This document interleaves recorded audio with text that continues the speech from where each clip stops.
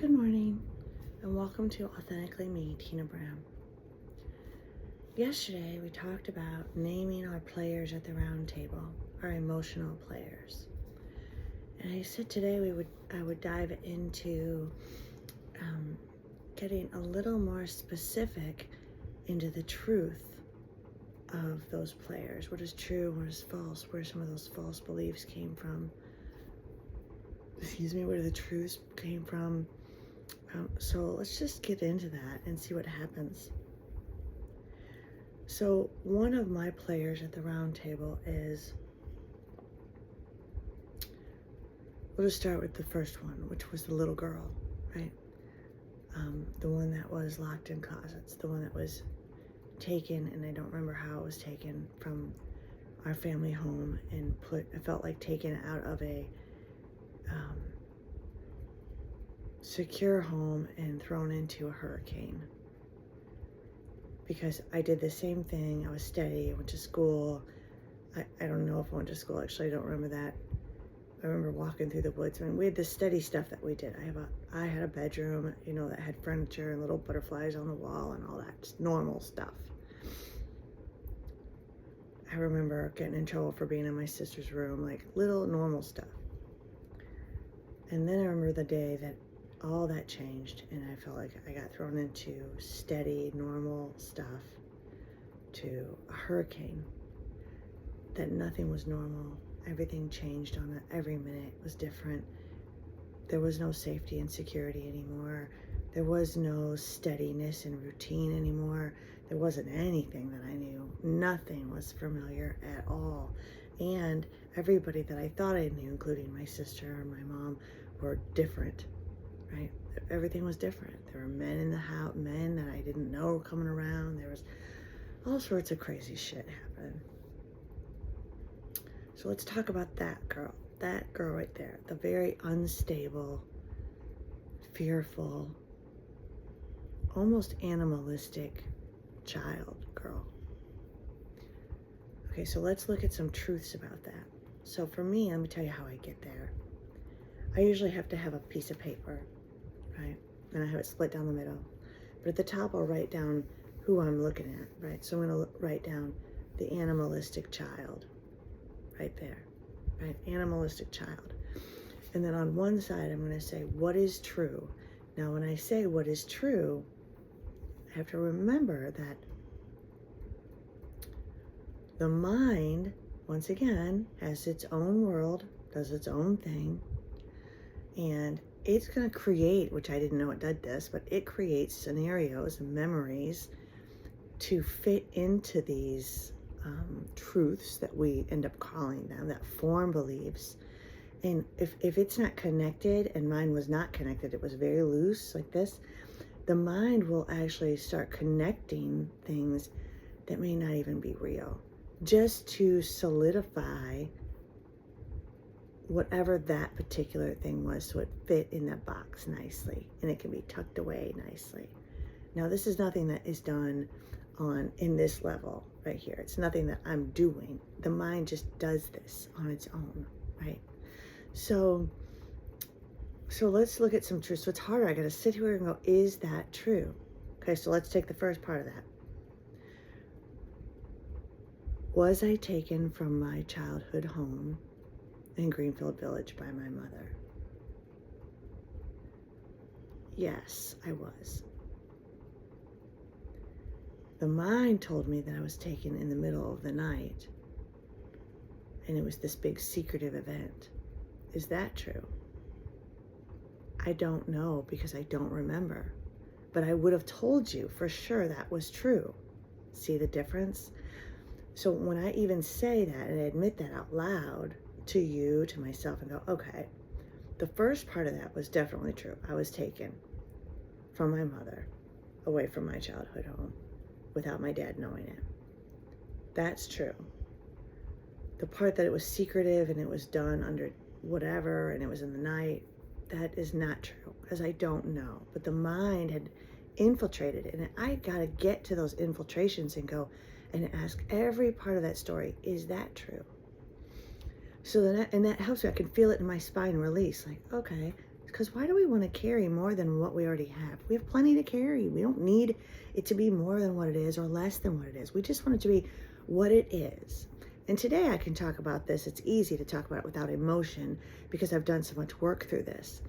But back then, I don't want you to think that this is easy for me. I cried. I got angry. There's a lot of emotion that go through this. So I don't suggest anyone going through this without a therapist. A real therapist, not me, right? Let this inspire you to go to a therapist and be willing to walk the path. I just want you to know that it can be done. And these things I thought I could never, ever look straight at and go, hi, right? I see you. I'm willing to see you past without hate, without anger, without judgment, without victimization, without any clause, without anything. That's the miracle, and that's the hope of this video. So I'll share one more memory with you. And so the next level was, I used to tell myself, then I thought we went to the abandoned apartment, right? That's what my mind would tell me. When we went into this abandoned apartment, I immediately went to the closet. That's not true, right? I'm like, it's what my mind holds on to. Maybe it was the most traumatic, I don't know. But I think what was somewhat true is that we went to my mother's friend's house. I don't remember her name. My sister was older. I'm sure she remembers all these names. And figured out what we were going to do. I don't know. The other lie that my mind told me was that my mom was this big bad wolf that stole me from this really good man and kept us away and was the drug addict and the crazy one. And that it's all her fault, right? She's the monster in the closet, so to speak, right? Is that true? Is it true? Some parts of it I've learned are true. She was a drug addict. She is an alcoholic. She is a little mentally unstable, or she's dead now, but she had some diseases I don't know about. But did she steal me from this really good person, right? Did she take us from this really good situation? That's what my mind wanted to believe, but that's not true. The truth is, she took us because my father was dangerous. My father had a temper and could be very dangerous to her.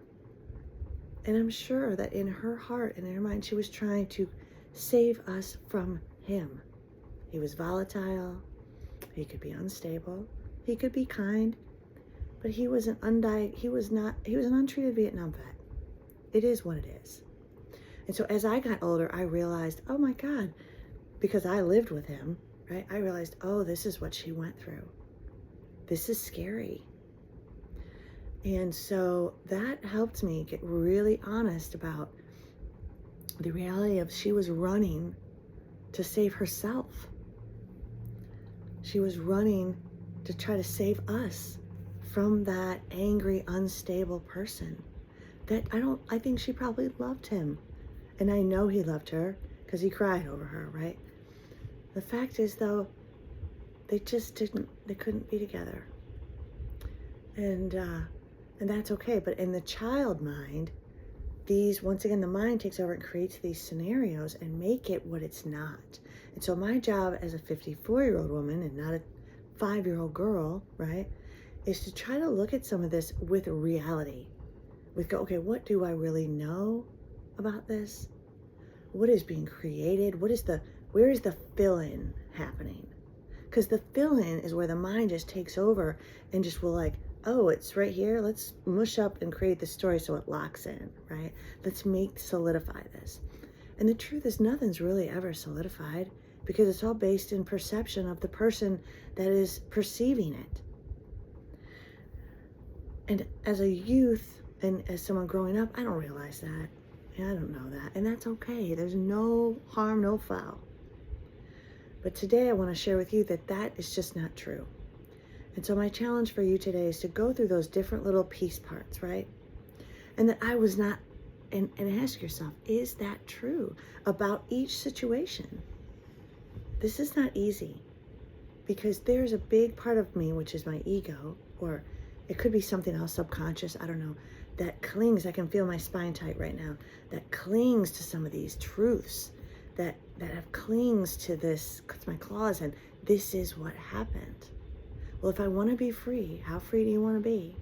If you want to be free, you really want to be free, we got to look at that and go, is this true?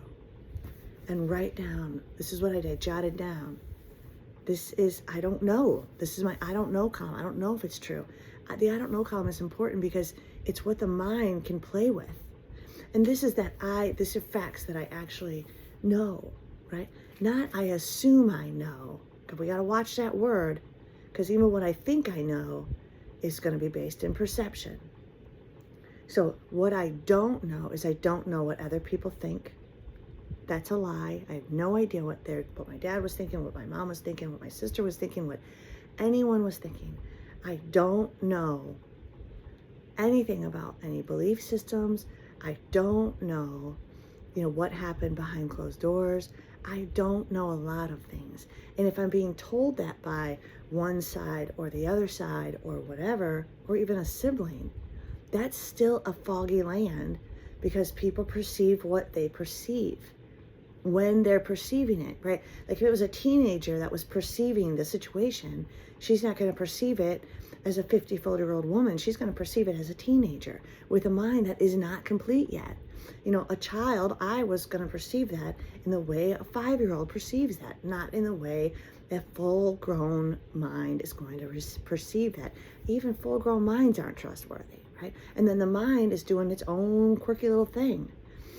So what I'm here to say is, I just got to loosen the grip on all these I knows, because it's when I do I know, do you see my hands? There's a cage right there, baby. That's a cage. And that's not a cage that someone came out of the dark and put it on me. That's not a cage from my youth. That's a cage that's created from the I know mind. I'm putting myself in that cage by those words alone. I know makes me different, makes me separate, makes me unique, keeps me alone. So we have to be really careful. How free do you want to be? Do you really have to know? Do you really know? Does it really matter? What if the whole list is I don't know? But we write it down and say, this is what the mind remembers from this part in our life. But could it be untrue? Yes. And is that okay? Yes. There's no shame in this. It's just about taking off the fear mask, walking right into it and going, I don't know. I could be wrong. This may not have been what happened. And it's all okay. And the whole goal is just to turn and face it without fear, without anger, and go, I see you. I'm here. You're here. And I'm not going anywhere. It's all good in the hood, right? And only through this kind of process can forgiveness start to happen. And not just forgiveness. Forgiveness actually becomes very irrelevant, believe it or not, because it's not, I don't know how to explain this, it's not quite about forgiveness, because I don't have anyone to forgive. It's just about being willing to forgive myself, really, for not being able to see things as they were, right? And if I can be soft with myself and going, oh my God, I didn't perceive that correctly, then guess what? There's an, oh my God, I don't know what it's like to be in their shoes. Oh my God, I don't know what it's like to be afraid. I don't know what whatever particular thing is. And then it takes the forgiveness off the table, because I'm all of a sudden not judging the situation. And I'm not putting claw marks and cages and boxes over feelings and beliefs and little teeny things I think are facts. And the truth is, if anything that is not happening in this moment, right now, I only am aware of me moving my little hands around, looking at you at the screen, have my coffee cup, talking to you about this, and there's a dog to the right of me, right? You're sitting on a pink pillow. Like, this is my little no. And that's it. That's literally it. And so if I can get there, that's where peace lives. That's where God is in the I right now. Now, now, now. God's not in yesterday to me, and he's not in tomorrow. Right here. God's right here. The universal Christ is right here, right now, in every now moment. The peace is right here, right now, in every now moment. Love is right here, right now, in every now moment. And I can choose today whether I live in this unified field of now, or I choose to live in yesterday, the mind, and I choose to stay separate and not unified. And that doesn't feel good. But you don't have to live there. So come with me now. You can reach your little hand out, if you can put them in my hands, and come with me in our now moment. And pause and look around you and go, where am I right now? Am I safe right now? Yes. Is anything fearful happening right now? No. And so when I can do that, it's like some of those bars, they start cracking that door open, right? There's no boogeyman here. The boogeyman lives inside of here, really in here, right? Thank you for coming with me today on this journey. And I hope that you got something out of today. If you did, please like and subscribe. And I will see you tomorrow. Bye.